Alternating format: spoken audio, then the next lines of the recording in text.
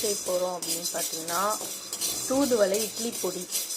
தூதுவளை idli பொடிக்கு first try கடாயில்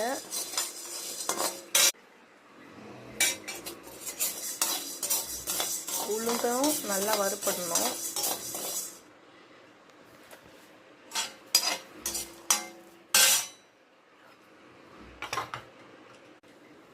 தூதுவளையை இந்த மாதிரி கோகனட் ஆயில், தேங்காய் எண்ணெய் ஊற்றி இப்படி வறுத்துட்டு, இப்போ நம்ம இதுக்கு முன்னாடி வறுத்த இந்த பொருட்களோட சேர்த்து நம்ம